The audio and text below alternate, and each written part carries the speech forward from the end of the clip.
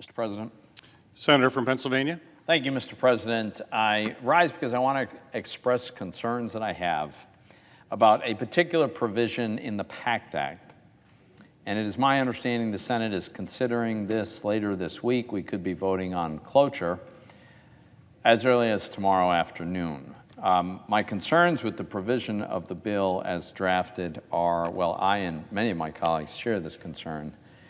What we want to do is to ensure that the PACT Act is not used as a vehicle to dramatically increase spending outside of the objective of the bill, which is to cover specific health care and benefits for veterans.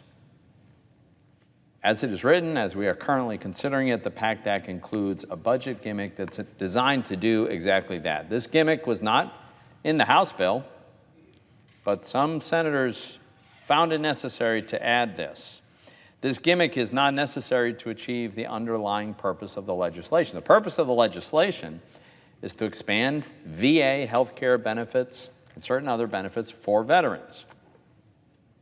I have a very simple proposed fix for this problem that will not reduce veteran benefits by a single dollar. It would allow the bill to fully achieve its original intent. Now, to explain this a little bit, Mr. President, I've got to explain a little bit about how the federal government spends money around here. As you know, Mr. President, we have two big categories of federal spending.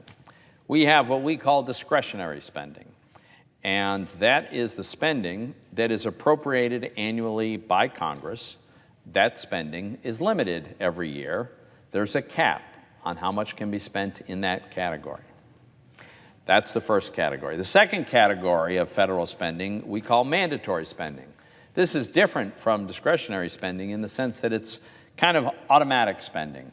It occurs not by appropriation, it's driven by eligibility for various programs. People are eligible, so they get the payment, and it does not depend on a congressional appropriation. So those are the two big categories of spending. Now, the PACT Act, as I said, it addresses veterans' health care. Now, of course, as we all know, current law already obligates the VA to spend a great deal of money on veterans' health care and benefits, as it should. In particular, there's about $400 billion over the next 10 years that the VA will spend on veterans' toxic exposure care and benefits, about $400 billion. That's existing law. That's going to happen no matter what we do with this bill. That $400 billion has always been categorized in the discretionary spending category of federal spending, and therefore it's subject to caps, limits. Now, what the PACT Act does is it expands this obligation on the part of the VA, and it expands it a lot by about $280 billion over the next 10 years. And it takes all of that new spending, the $280 billion of new spending that the VA will spend under the PACT Act, and it puts it in the mandatory spending category. Not the discretionary, but the mandatory spending category.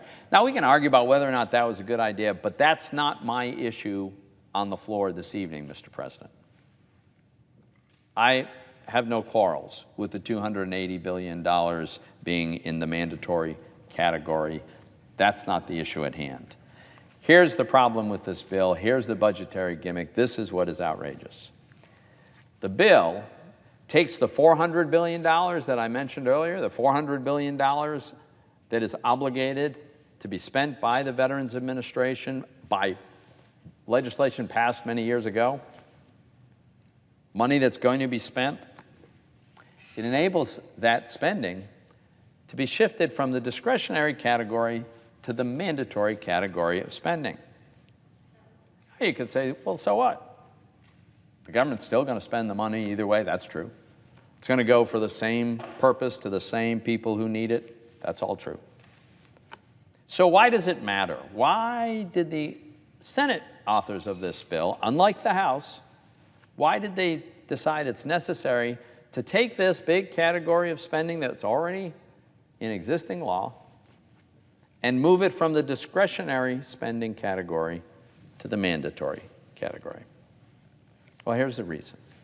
As I said earlier, there are caps on how much discretionary spending can occur in any given year. By moving this big category of spending, this $400 billion, out of the discretionary category and putting it into mandatory, you create this big hole under the cap. That's what's going on here. Now, when you create that big hole, guess what happens with that big hole? It gets filled with spending on who knows what. That's what's going on here. This is unbelievable. Now, again, I want to stress, my quarrel here is not with the underlying purpose of the bill or the substance. And sure, we could talk about ways it could be improved, but that's not what this is about. It's about a budget gimmick that's designed to allow hundreds of billions of dollars in additional unrelated spending, having nothing to do with veterans. Could be anything. It's this big, gaping hole that some folks around here created by design in our discretionary spending category. You know what it really comes down to? It's about Congress hiding behind an important veterans care bill a massive, unrelated spending binge. That's what this amounts to. Now, that would be objectionable at any time, under any circumstances, as far as I'm concerned. But it's unbelievable that this provision is snuck into this bill at a time like this. What I'm referring to is the obvious fact that our entire economy, American families, virtually all of them are being racked by out-of-control inflation. Inflation is at a 40-year high. 40 years. I mean, roughly half of all Americans have never been alive with inflation this high. And there's no avoiding it. It's at the gas pump, it's at the grocery store, it's at the rent, it's everywhere. Well, how did this inflation come about? Well, a big part of it came from too much government spending and lax, easy money monetary policy. That's always a very dangerous combination, and sure enough, it gave us this out-of-control inflation. Well, this gimmick is going to make it worse. It's going to add $400 billion over 10 years in totally unrelated, unnecessary spending. Again, we're not talking about veterans' health care. That is not what I'm here to talk about. We're talking about the other $400 billion. We haven't seen exactly what that's going to consist of. Who knows? But you can be sure that a big hole under the spending caps is not going to be left as a big hole. So this is terrible policy. So here, I've got a simple suggestion. Here's all we need to do. We leave the $280 billion, the new spending for veterans' health care that the bill contemplates, leave that in mandatory spending. That's fine. But we simply would modify the bill to keep the $400 billion that we're going to spend anyway in the category where it's always been, the discretionary spending category. This doesn't cut a dime in veteran spending, but it would avoid creating this huge hole for all kinds of new and unrelated spending. So again, I stress one more time for the people who might choose to listen. This doesn't reduce spending on veterans' health care or benefits of any kind by a single penny. And the change that I'm looking for would not in any way impede the ability of veterans to get the health care that they're going to get under this bill as a result of toxic exposure. It's not about any of that. It's only about preventing this excessive, unrelated spending in we don't even know yet what categories, which was inserted in this bill. So, Mr. President, I think this is a simple fix. Unfortunately, it appears we're still not in the business of contemplating amendments in this chamber. We were promised there would be amendments at the beginning of this process. Amendments have always historically been a fundamental way that we litigate our differences and iterate our way to solutions, but we're not allowed to do this. I've not been allowed to offer an amendment. Nobody has. So I intend to vote against cloture, which, as you know, Mr. President, is the procedural vote that ends debate and ends the amendments and allows the body to get on to final passage. I'm not going to vote for cloture because we haven't had this debate yet. We haven't had this vote on this outrageous budget gimmick that has nothing to do with the underlying purpose of the bill. So I'm going to urge my colleagues to join me in voting against cloture. And what will happen if we deny cloture? What if we succeed and the chamber, the body, is unable to achieve cloture? Well, then I think I know what would happen. Our Democratic colleagues would work with us to fix the gimmick. That's what would happen. And then the bill would move forward with all the same benefits for veterans that it's always had as a bill.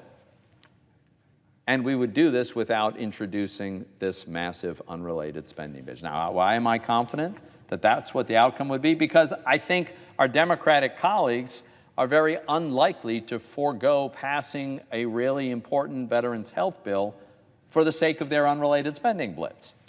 I think as much as they want to go on that spending binge, they would take a pass on that if that's what they have to do to get this veterans bill done. So that's how this would end. And that is why, Mr. President, once again, I urge my colleagues, join me in a simple fix for a terrible budget gimmick, and let's do this quickly. And if we're not allowed to do this any other way, then let's deny cloture tomorrow on the cloture vote, and then we'll be able to fix it promptly thereafter. I yield the floor.